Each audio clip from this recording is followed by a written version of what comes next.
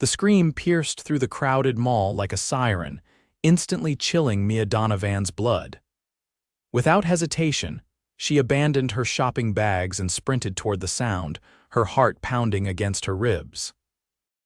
Near the mall's central fountain, a small boy teetered precariously on the ledge of the second-floor balcony, his tiny hands barely gripping the railing as curious onlookers gasped and pointed upward.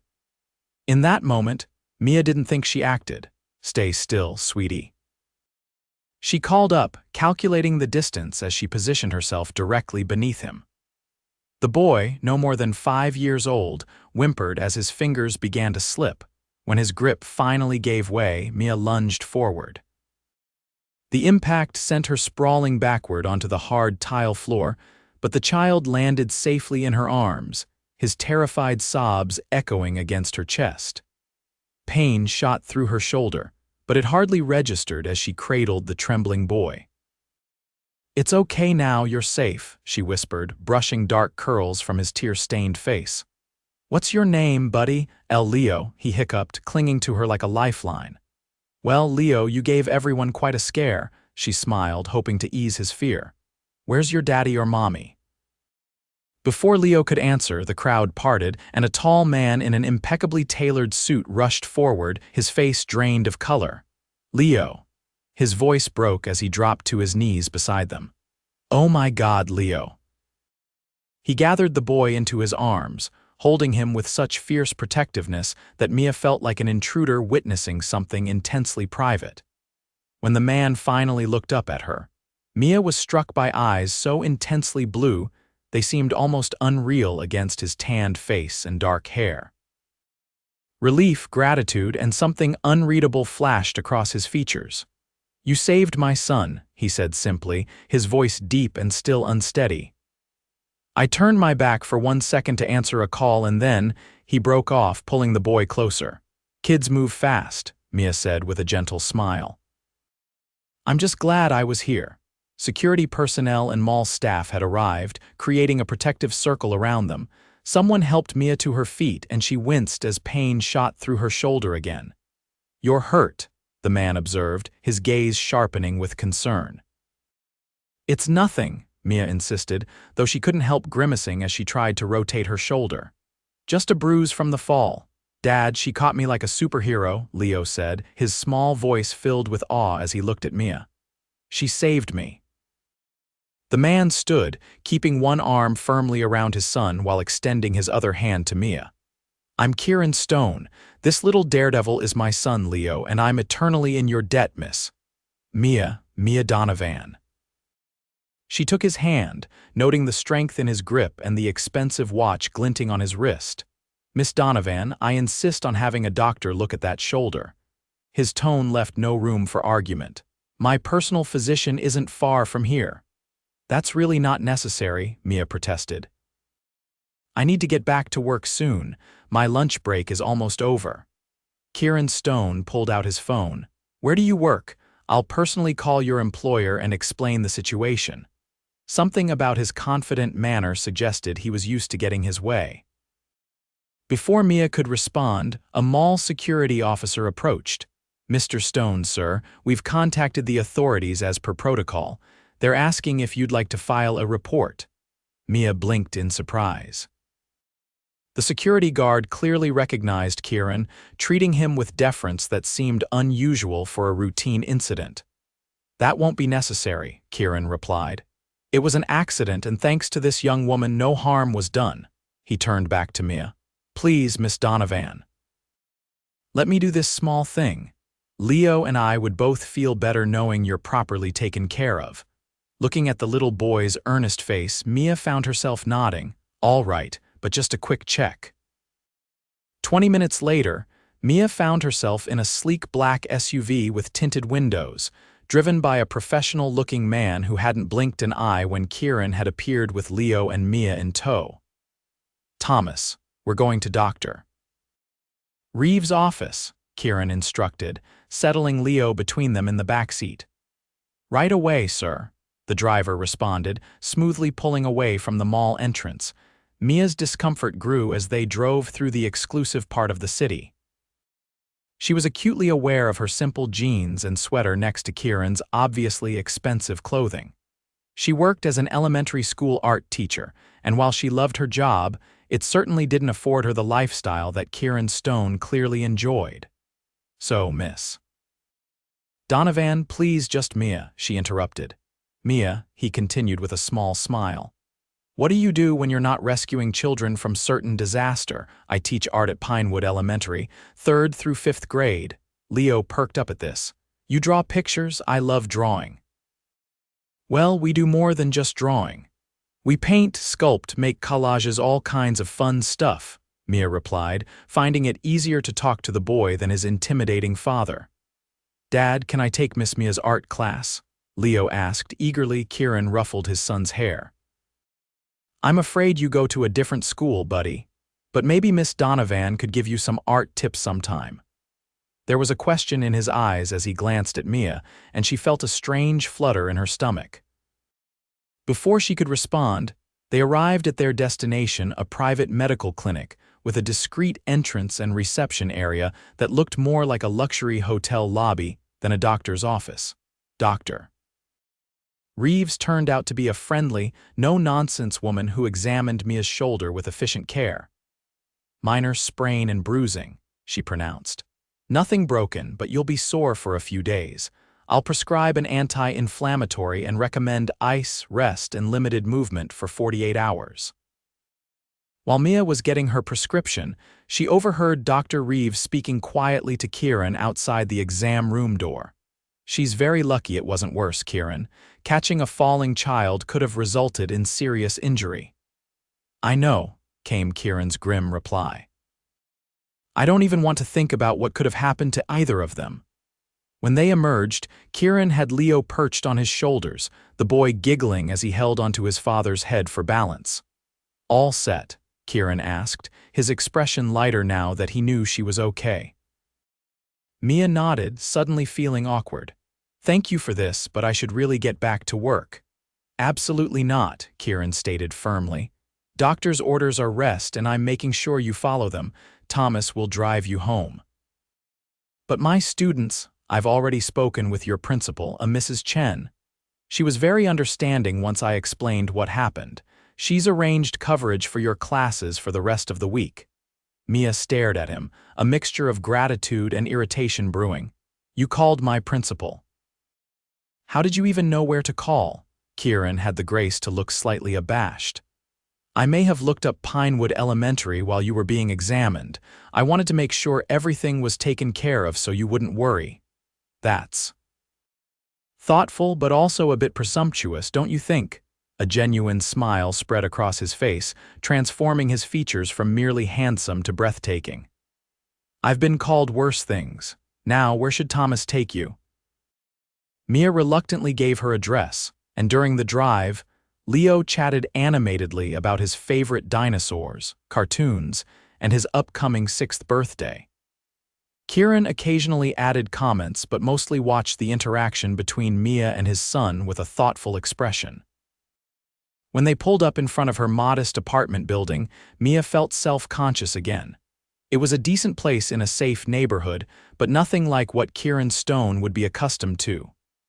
Thank you again for the medical care, she said, gathering her purse with her good arm. Dad, aren't we going to help Miss Mia to her apartment? Leo asked. She's got a hurt arm, Kieran glanced at Mia. My son makes an excellent point. If you don't mind, we'd like to see you safely inside. Something in his eyes made refusal impossible. Mia nodded and soon found herself leading Kieran Stone and his son up the 3 flights of stairs to her apartment. Elevator's broken, she explained apologetically. Has been for 2 weeks. Unacceptable, Kieran muttered under his breath, but he said nothing more as they reached her door. Mia's apartment was small but filled with color. Her own artwork adorned the walls, plants thrived on every available surface, and comfortable if slightly mismatched, furniture made the space feel homey. Wow, did you make all these pictures? Leo raced around, examining the paintings and sketches. I did, Mia confirmed, setting down her purse and prescription bag. They're beautiful, Kieran said, studying a watercolor landscape of the city park. You're very talented, Thank you. Mia shifted uncomfortably, unused to having people, especially people like Kieran Stone, in her personal space. I appreciate everything you've done, but I'm sure you and Leo have places to be. Kieran nodded but seemed reluctant to leave. Do you have someone who can check on you? Family nearby? I'll be fine, I can manage with one arm. Miss Mia should come to our house, Leo announced. We have lots of room and Mrs. Garcia makes the best soup when you're sick. Leo, Kieran began gently, but Mia interrupted with a laugh. That's very sweet, Leo, but I'm not sick, just a bit sore. And I'm most comfortable in my own home. Leo looked disappointed but nodded. Kieran reached into his jacket and produced a business card. My personal cell is on the back. If you need anything at all, please don't hesitate to call. Mia took the card, noticing the embossed logo of Stone Innovations, one of the largest tech companies in the country. Suddenly, things clicked into place. His confident manner, the deference people showed him, the driver, the private doctor. You're that Kieran Stone, she said, realization dawning. The CEO of Stone Innovations. A flicker of something wariness perhaps crossed his face. Guilty as charged. Dad's company makes the best video games and robots, Leo informed her proudly. And phones too, among other things, Kieran said modestly. He hesitated, then added, I'd like to check on you tomorrow if that's all right. Make sure you're recovering properly. Before Mia could formulate a response, Leo tugged at her hand. Please say yes, Miss Mia. Dad's really worried about you. Kieran shot his son a look that was half amusement, half exasperation. What my overly honest son means is that I'd feel better knowing you're okay. Looking at those earnest blue eyes, both sets, father and son, Mia found herself nodding. Okay, but no doctors this time. Deal, Kieran agreed, a smile warming his face. We'll bring lunch. After they left, Mia sat on her couch, holding the business card and trying to process the day's events. She had saved a child, met a billionaire, and somehow ended up with lunch plans with both of them. It seemed surreal. Her phone pinged with a text from an unknown number. This is Kieran. Just wanted to make sure you have my number saved. Leo is insisting we bring cookies tomorrow too. Any allergies I should know about? Despite the pain in her shoulder, Mia found herself smiling as she replied. The next day, Mia woke to find her shoulder stiff and painful. Following Dr. Reeves' instructions, she iced it and took her medication, then spent the morning trying to tidy her apartment one-handed in anticipation of her visitors. At precisely noon, a knock sounded at her door. Leo beamed at her when she opened it, proudly holding a bakery box tied with string. Behind him, Kieran stood balancing several takeout bags. We brought Italian, Leo announced, carefully handing her the box, and cookies for after. Dad says you have to eat real food first. A wise policy, Mia agreed, stepping back to let them in. Thank you both. Kieran surveyed her with a critical eye. You're in pain. It's better than yesterday, Mia insisted, though in truth the ache had intensified.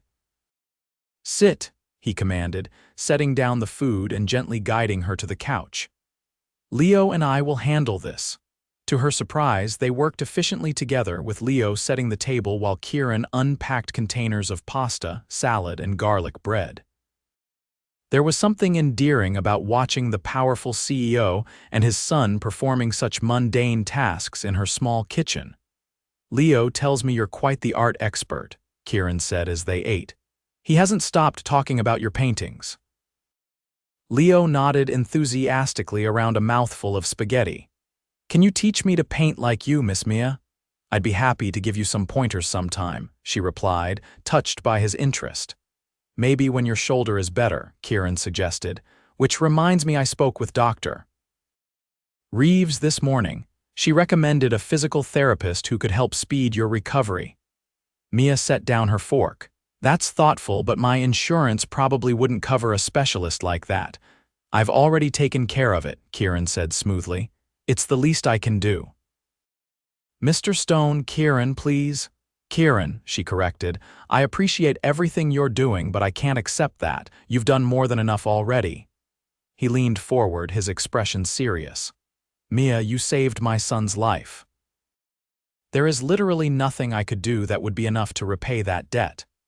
I didn't do it expecting anything in return, which only makes me more determined to help you." His blue eyes held hers. "Please, let me do this." Before she could argue further, Leo interrupted. "Dad, can Miss Mia come see our house? I want to show her my dinosaur collection and the art room." "You have an art room?" Mia asked, momentarily distracted. Kieran smiled. Leo's mother was an artist. After she passed away, I converted her studio into a space where Leo could explore his creative side.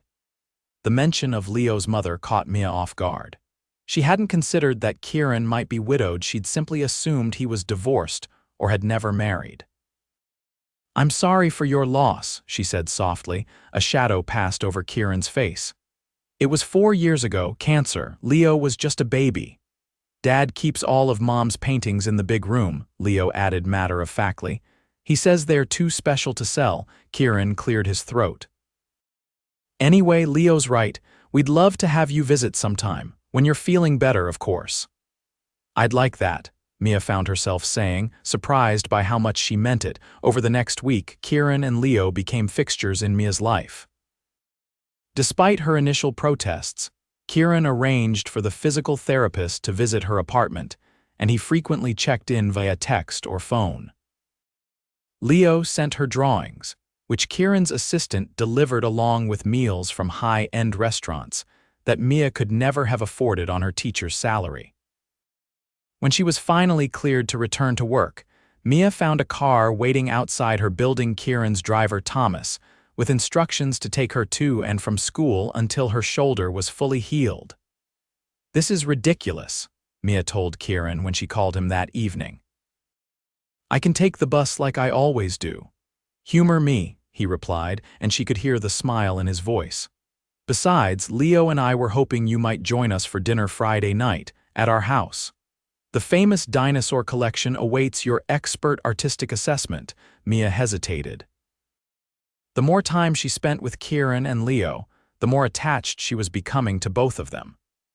Kieran was nothing like she would have expected a billionaire CEO to be. He was attentive, thoughtful, and completely devoted to his son. And Leo, with his infectious enthusiasm and kind heart, had thoroughly charmed her. "Okay," she agreed. "But after that, the chauffeur service stops." "We'll negotiate terms on Friday," Kieran replied, his deep chuckle sending an unexpected shiver through her. Friday evening found Mia standing before an imposing glass and stone mansion in the city's most exclusive neighborhood. Thomas had driven her through a security gate and up a winding driveway lined with perfectly manicured landscaping. "Miss Mia." Leo came bounding down the front steps as soon as the car stopped, wearing what appeared to be his best button-down shirt and a clip-on tie. "You came? Dad's been cleaning all day." Behind him, Kieran appeared in the doorway, looking both amused and slightly embarrassed. He was dressed more casually than she'd seen him before, dark jeans and a gray cashmere sweater that highlighted his broad shoulders. "What my son means is that I asked the staff to make sure everything was perfect for your visit," he clarified, coming down to greet her. "You look beautiful." Mia glanced down at her simple emerald dress, one of the few nice pieces in her wardrobe. "Thank you." Leo grabbed her hand. "Come see my dinosaurs first, and then the art room, and then my treehouse, though Dad says we have to wait until tomorrow for the treehouse because it's getting dark soon." "Tomorrow?" Mia questioned, looking at Kieran. "I was hoping you might stay in our guest suite tonight," he explained. "We have quite a few activities planned, and it seemed easier than having Thomas drive you back late, but of course it's entirely up to you." Mia hadn't packed an overnight bag, but before she could mention this, Kieran added, "And before you worry, I took the liberty of having some essentials prepared for you, just in case you decided to stay." "You seem very confident I'd say yes," Mia observed, though she couldn't help smiling. "Not confident, hopeful." There was something in his eyes that made her heart beat faster. The evening was magical. Leo proudly showed her his extensive collection of dinosaur figurines, books, and fossils. "Real ones, Miss Mia. Dad took me on a dig last summer." The promised art room turned out to be a fully equipped studio that would make any artist envious, with north-facing windows and every supply imaginable. "This is incredible," Mia breathed, running her fingers over a set of professional-grade brushes. "It doesn't get used enough," Kieran said, watching her from the doorway. "Camille, Leo's mother, would spend hours in here. After she died, I couldn't bear to change anything. And now Leo uses it, sometimes, but he needs guidance. His interest is there, but he doesn't know where to start." Mia nodded in understanding. That's common with kids his age. They have the passion but need structure. "Perhaps you could help with that," Kieran suggested carefully. "Leo adores you, and you clearly have the talent and teaching experience." Before Mia could respond, they were summoned to dinner by Mrs. Garcia, the housekeeper who had apparently been with Kieran's family for decades. The dining room was elegant but comfortable, with a table set for 3 rather than in the formal arrangement Mia had expected. Over a delicious meal, Mia learned more about Kieran's background, how he had built Stone Innovations from a small startup to a technology powerhouse, his passion for innovation in education technology, and his struggles balancing his business responsibilities with being a single father. "Leo is my priority," he said firmly. "Always, but it's not always easy to make the world understand that. You seem to be doing a wonderful job with him," Mia observed. "He's a remarkable kid. He likes you," Kieran said softly after Leo had been excused to get ready for bed. "More than that, he connects with you. I haven't seen him this comfortable with anyone since his mother." The weight of that statement hung between them as Kieran led her into a cozy sitting room where a fire crackled in a stone hearth. "Wine," he offered, gesturing to a decanter on a side table. "Please?" Mia accepted the glass he poured, using it as a moment to gather her thoughts. "Kieran, I need to ask, why are you doing all this? The doctor, the physical therapist, the rides to work. It's a lot." He took a seat beside her on the sofa, close but not touching. "At first it was gratitude. You saved Leo and I needed to do something in return." He paused, swirling the wine in his glass. "But then I got to know you and it became something else entirely." "What do you mean?" Mia asked, though something in her already knew the answer. "I mean that I find myself thinking about you constantly, wondering what you're doing, if you're in pain, if you're happy." He set down his glass and turned to face her fully. "I mean that in one moment of incredible courage, you not only saved my son but somehow found your way into both our hearts." Mia's breath caught. "Kieran, I know it's fast," he continued, "and I know our lives are very different, but I haven't felt this way since Camille, and I'm not willing to let it go without at least telling you how I feel." "And how do you feel?" Mia asked softly, her heart pounding. "Like I've found something I didn't even know I was missing." He reached out, gently tucking a strand of hair behind her ear, his fingers lingering on her cheek. "I'm falling for you, Mia Donovan." The moment stretched between them, charged with possibility. Then Mia leaned forward and pressed her lips to his, a soft, questioning kiss that quickly deepened as Kieran pulled her closer. When they finally broke apart, both slightly breathless, Kieran rested his forehead against hers. "I take it you might feel something similar?" he asked, a smile in his voice. "I might," Mia admitted. "But Kieran, our worlds are so different. I'm a public school art teacher who lives in a walk-up apartment. She gestured around the luxurious room, all this. "Do you think that matters to me?" he asked seriously. "Mia, I grew up with nothing. My father was a factory worker, my mother cleaned houses. Everything I have, I built. What matters to me is who you are, your kindness, your courage, your talent, the way you light up when you talk about art and teaching." He took her hands in his. "The way Leo smiles when he sees you. And the way you look at me," she added softly, "like I'm something precious. You are," he said simply, "to both of us." That night, sleeping in the guest suite that was larger than her entire apartment, Mia tried to process the whirlwind her life had become. In less than 2 weeks, she had gone from being a content but solitary art teacher to being pursued by one of the most eligible bachelors in the country, a man who, against all odds, seemed to genuinely care for her. The next morning, Leo burst into the breakfast room while Mia was sipping coffee, already dressed in play clothes and vibrating with excitement. "Miss Mia. Dad says we can go to the tree house after breakfast, and then maybe you can show me how to paint trees like the ones in your pictures. And then we're going to the zoo because Dad remembered I told him you said your favorite animals are otters." Kieran appeared behind his son, looking slightly apologetic. "I see Leo has shared our entire itinerary." "The zoo sounds wonderful," Mia said, smiling at Leo's enthusiasm. "I haven't been in ages. Can Miss Mia come to the lake house with us next weekend too?" Leo asked, climbing onto a chair and reaching for a muffin. "We go fishing and there's a beach and sometimes deer come right up to the porch," Kieran glanced at Mia. "One adventure at a time, buddy. Let's not overwhelm Miss Mia." But Mia wasn't overwhelmed, at least, not in a bad way. She was touched by how seamlessly they seemed to include her in their lives, as if she had always belonged there. The day was perfect. They explored Leo's impressive tree house, complete with solar-powered lights and a pulley system for snacks, and Mia gave an impromptu art lesson using supplies from the studio. At the zoo, Leo raced from exhibit to exhibit while Kieran held Mia's hand, occasionally stealing kisses when Leo was distracted by the animals. "He's going to crash hard tonight," Kieran predicted as they watched Leo pressing his face against the glass of the otter habitat. "He's having the time of his life," Mia observed. "You're a wonderful father, Kieran. I try," he squeezed her hand. "Having you here makes it better somehow, more complete." Later, after Leo had indeed fallen asleep almost immediately after dinner, Kieran and Mia sat on the terrace overlooking the city lights. "I meant what I said last night," he told her, his arm around her shoulders. "I'm falling for you, Mia, hard and fast." "I'm scared," she admitted. "Not of you, but of this whole situation. It feels like a fairy tale, and fairy tales aren't real." "This is real," he assured her, pulling her closer.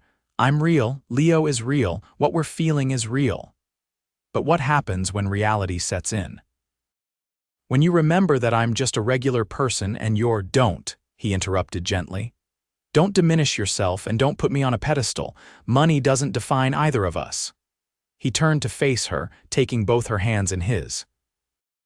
"What matters is that when Leo was in danger, you didn't hesitate. You put yourself at risk to save a child you didn't know. That kind of courage, that kind of heart, that's what I'm falling in love with." "Love," Mia whispered, her eyes wide. "Yes, love," Kieran confirmed. "I know it's soon, but sometimes you just know. I felt it watching you with Leo, seeing how naturally you fit into our lives. I want to see where this goes, Mia. I want to build something with you." Tears welled in Mia's eyes. "I think I'm falling in love with you too, both of you." The kiss they shared then was a promise, tender, deep, and full of possibility. Over the next 6 months, Mia became an integral part of Kieran and Leo's lives. She kept her apartment and her teaching job, insisting on maintaining her independence even as she spent more and more time at the Stone residence.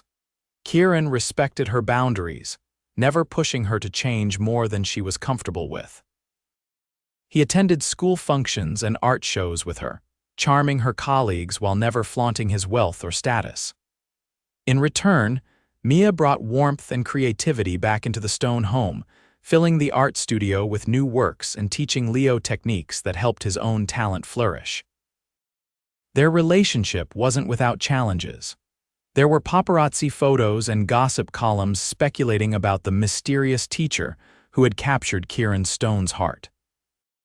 There were adjustments as Mia learned to navigate Kieran's high-profile business events, and as he learned to appreciate the simpler pleasures she introduced into their lives. But through it all, the foundation remained strong, built on that moment of courage when Mia had caught a falling child, and the grateful father who couldn't help falling for her. On the anniversary of the day they met, Kieran took Mia back to the mall where it had all begun. Leo, now a year older and wiser, walked between them, holding both their hands. Near the fountain where Mia had caught Leo, Kieran suddenly stopped. "Do you remember standing right here?" he asked her. "This is where I first saw you holding my son, keeping him safe." "I remember," Mia said softly. I was so scared he was hurt. And I was terrified for both of you, Kieran recalled, but also amazed by your bravery. He knelt down, bringing himself to Leo's eye level. Leo, remember what we talked about? Leo nodded solemnly and reached into his pocket, pulling out a small velvet box. With careful movements, he opened it to reveal a sparkling diamond ring. "Miss Mia," he said in his most grown-up voice, "would you please marry my dad and be my new mom? We both love you very much." Tears filled Mia's eyes as Kieran took the box from his son and rose to one knee. "Mia Donovan, you caught my son when he was falling, and in doing so, you caught my heart too. You've brought color and joy back into our lives in ways I never thought possible." His voice grew husky with emotion. "Will you marry me? Will you make our family complete?" Amid tears and laughter, with curious shoppers gathering around them, Mia nodded. "Yes," she whispered. "Yes to both of you." As Kieran slipped the ring onto her finger, Leo launched himself into their embrace, creating a circle of arms and hearts that felt like the most perfect place in the world. "I love you," Kieran murmured against her lips. "I love you too," Mia replied, her heart full to bursting. "Both of you so much." 1 year later, they were married in a simple ceremony in the garden of their home. Yes, their home, as Mia had finally moved in after the engagement. The art studio was once again a place of constant creativity, with both Mia and Leo's work adorning the walls alongside Camille's paintings. Stone Innovations had launched a new education initiative under Mia's guidance, bringing art programs to underfunded schools across the country. Kieran had scaled back his work hours to spend more time with his family, while Mia continued teaching part-time, unwilling to completely give up the job she loved. And on cool evenings, they still sat on the terrace, marveling at how a single moment of courage had changed all their lives forever, how one split-second decision had brought them together in a way none of them could have imagined. "Do you ever think about how differently things might have turned out?" Kieran asked one night as they watched Leo playing with their new puppy on the lawn below. "Sometimes," Mia admitted, leaning her head on his shoulder. "But then, I remember something my grandmother used to say, that the most important moments in life often come disguised as ordinary decisions." "There was nothing ordinary about what you did that day," Kieran said, pressing a kiss to her temple. "You were extraordinary, you still are." Mia smiled, twining her fingers with his. "So are you, so is our life together." And as the stars appeared one by one in the darkening sky, they both knew with absolute certainty that some risks were worth taking, that sometimes catching someone whose falling means finding exactly where you're meant to be.